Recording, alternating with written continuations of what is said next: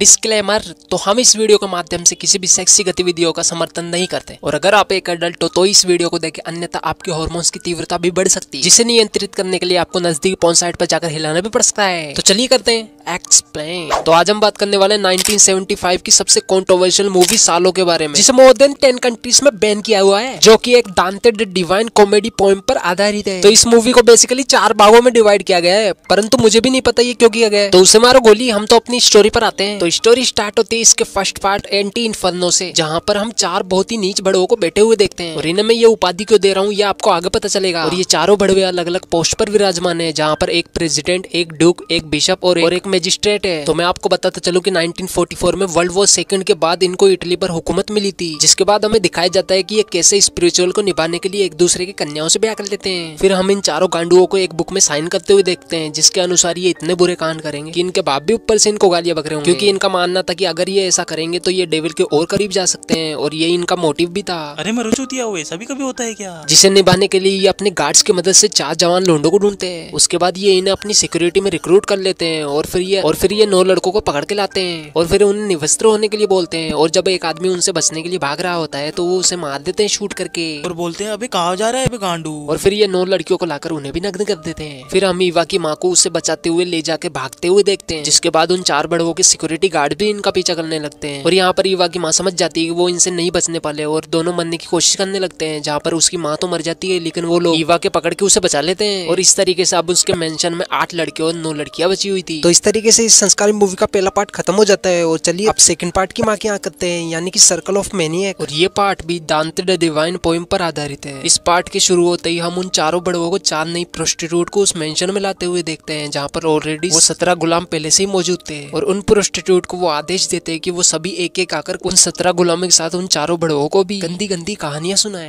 ताकि इन कहानियों को सुनकर वो गुलाम आपस में मास्टरबेट करने लगे। और फिर हमें पता चलता है कि ये चारों बेटचोद खुद तो कानून नहीं मानते और ये इन 17 गुलामों के लिए कानून बना रखे हैं, जिसके अकॉर्डिंग कोई भी गुलाम अपने जैसे लिंग या विपरीत लिंग के साथ कुलगुलू नहीं कर सकता। और इस दौरान इन सभी गुलामों को नेकेड ही रहना पड़ेगा और ना ही ये भगवान का नाम ले सकते हैं, ना ही कुछ गलती कर सकते हैं। और फिर प्रोस्टिट्यूट अपने जीवन के सारे कस्टमरों के बारे में इनको बताने लगती है, जिससे गुलामों को भलाई घंटा फर्क न पड़ा हो, लेकिन वो चारों बड़े उत्तेजना से भर जाते हैं और किसी भी मेल या फीमेल गुलाम को समय समय पर खुराक देने के लिए कमरे में भी ले जाते हैं। और फिर इस प्रोस्टिट्यूट की कहानी से मोटिवेट होकर वो मजिस्ट्रेट एक लड़की को मास्टरबेशन करने के लिए बोलता है, और क्योंकि वो लड़की बहुत ही ज्यादा छोटी होती है तो उसे पता ही नहीं होता कि मास्टरबेशन होता क्या है, और मन ही मन उसे डॉग बोलने लगती है। और इन सब से तंग आकर वो किसी तरीके से वहां से निकलकर भागने लगती है। फिर मजिस्ट्रेट के साथ साथ कुछ गार्ड्स भी उसका पीछा करने लगते हैं और गार्ड्स आगे जाके उसे पकड़ भी लेते हैं। और अब वो उसके साथ क्या करेंगे ये हमें आगे पता चलेगा। फिर हम सभी को एक रूम में खाना खाते हुए देखते हैं। फिर एक गार्ड एक लड़की को नीचे पड़ी हुई रिंग उठाने के लिए बोलता है और इसी बात का फायदा उठाकर वो अपना सामान उसकी तिजोरी में रख देता है। और इस प्रक्रिया को देखकर पता नहीं उस बड़वे को क्या ही चुल मस्ती है कि वो अपने दोनों सेव ले जाकर उस आदमी को दे देता है और बोलता है इसे भी काटो।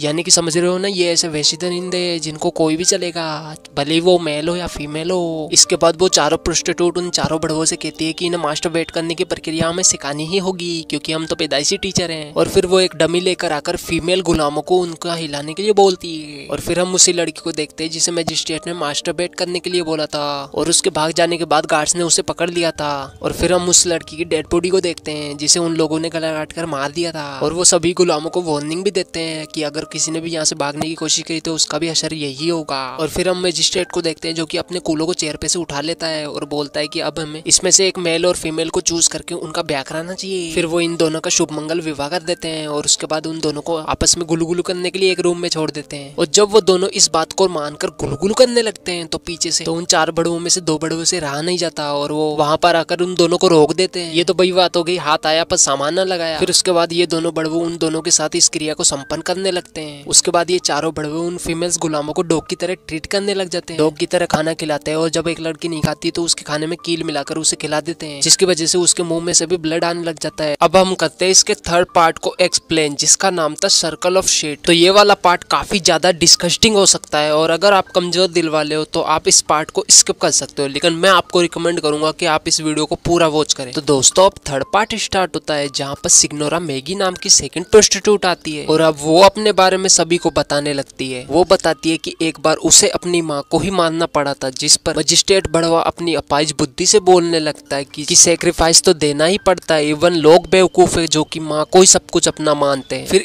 ईवा जिसकी माँ ने मूवी के स्टार्टिंग में अपनी जान का सेक्रीफाइस करके उसको बचाने की कोशिश की थी, अपनी मॉम को याद करके रोने लगती है, जिस पर मजिस्ट्रेट काफी ज्यादा गुस्सा हो जाता है और अब ईवा भगवान का नाम भी लेने लग जाती है, जो कि उन बड़वों की नजरों में एक बहुत ही बड़ा पाप था। और अब गुस्साया मजिस्ट्रेट अपना पजामा खोल के वहीं पर सबके सामने शीट कर देता है और अब वो ईवा को उसे खाने के लिए बोलता है और मजबूरन ईवा को ये डिस्गस्टिंग चीज करनी ही पड़ती है। और इस सीन को देखकर मुझे भी दीपक कलाल की एक लाइन याद आ जाती है, और फिर ये चारों बड़वे रोजाना ही गुलामों को यही चीज खाने को देने लगे और खुद भी खाने लगे। इवन नाश्ते में भी उन्हें यही सब दिया जाने लगा और जो इसे नहीं खाता उसका नाम एक रजिस्टर में लिखा जाता ताकि लास्ट में उसे सबसे दर्दनाक मौत दी जा सके। और यहाँ पर मैं आपको एक्सप्लेन नहीं कर सकता कि ये कितना ज्यादा डिस्गस्टिंग था, जहाँ पर इन चारों बड़वे के दिमाग में भेजा ही नहीं था। और इस तरीके से अब रोजाना ये यही परोसेंगे और इन्हीं को खाएंगे। और इस तरीके से अब ये सेकंड प्रोस्टिट्यूट की बात से इंस्पायर्ड होकर कभी किसी को पेलते या फिर कभी किसी से अपने ऊपर पीस करने के लिए बोलते। और एक रात ये चारों डिक्टेटर अपने सभी गुलामों की बेक देखने लगते, जहाँ पर इनका प्लान ये था कि जिसकी बेक सबसे ज्यादा अट्रैक्टिव हुई उसको ये मार देंगे। जहाँ पर इन्हें एक लड़की की बेक पसंद आ जाती है और ये जब उसको शूट करने के लिए गन चलाते हैं तो उसमें गोलियां ही नहीं होती, जिस पर डिक्टेटर उस गुलाम को बोलता है कि हम तुम्हें इससे भी भयानक मौत देने वाले हैं। इसके बाद वो चारों बड़वे चूतियापंती का प्रदर्शन करते हुए अपने गार्ड्स या फिर गुलामों से मैरिज कर लेते हैं। और फिर एक गुलाम एक डिक्टेटर को बताता है कि इस मेंशन में तुम्हारे रूल्स को तोड़ा जा रहा है, जिस पर वो डिक्टेटर जाके दो लड़कियों को साथ में सोते हुए देख लेता है। इन बड़वों के रूल्स के अकॉर्डिंग कोई गुलाम साथ में नहीं सो सकते थे, जिस पर वो डिक्टेटर उन पे गन पॉइंट कर देता है, जिस पर वो लड़कियां उन्हें बताती है कि एक गुलाम और भी है जो कि एक नौकरानी के साथ सोता है। और वहां जाकर चारों डिक्टेटर उसे पकड़ लेते हैं। फिर वो चारों शूट करके उस गुलाम को भी मार देते हैं और उस नौकरानी को भी। और अब वो चारों बड़वे बचे हुए सभी गुलामों को एक शिट से भरे हुए टब में बिठा देते हैं। और यहीं पर ये थर्ड पार्ट भी खत्म हो जाता है। अब हम एक्सप्लेन करेंगे इसके फोर्थ पार्ट को, जो कि है सर्कल ऑफ ब्लड, जहाँ पर हम उन चारों डिक्टेटरों में से एक डिक्टेटर को चेयर पर बैठे हुए देखते हैं और वो अपनी दूरबीन से खिड़की के बाहर बाकी बचे हुए 3 डिक्टेटरों को गुलामों को टॉर्चर करते हुए देखता है। और इन डिक्टेटर्स ने जो 4 गार्ड अपॉइंट किए थे उनमें से 2 गार्ड हमेशा उस चेयर पर बैठे हुए डिक्टेटर को प्रोटेक्ट करने के लिए और बाकी 2 बचे गार्ड उन बाहर वाले तीनों डिक्टेटरों के साथ उन गुलामों को टॉर्चर करेंगे। फिर फर्स्ट डिक्टेटर की बारी खत्म हो जाने के बाद सेकंड डिक्टेटर उस चेयर पर आके बैठता है और बाकी 3 गुलामों को टॉर्चर करने लगते हैं, जहाँ पर वो डिक्टेटर्स मेल के पेनिस को काट देते हैं, फीमेल्स के ब्रेस्ट को काट देते हैं, किसी की आंख निकाल देते हैं और किसी की जबान काट देते हैं। ऐसा करते करते अब लास्ट डिक्टेटर आकर चेयर पर बैठता है और अब वो तीनों डिक्टेटर्स जो कि मैदान में थे एक एक करके सभी गुलामों को मार देते और अपना चूतिया पर भरा डांस करने लगते। और फिर हम 2 गार्ड्स जो कि मेंशन के अंदर थे उनको डांस करते हुए देखते हैं और हमारी स्टोरी यहीं पर एंड हो जाती है। आज की इस वीडियो में बस इतना ही दिखा सकता हूँ और इस वक्त अपने लटकते हुए तीसरे पाँव से इस वीडियो को लाइक भी कर दीजिए और मुझे आगे दीजिए, क्योंकि इस स्टोरी को सुनाते सुनाते मैं भी अभिलाने की अवस्था में आ चुका हूँ और इस प्रक्रिया को दोहराने के लिए मुझे बाथरूम में जाना ही पड़ेगा। मेरे को जाना पड़ेगा।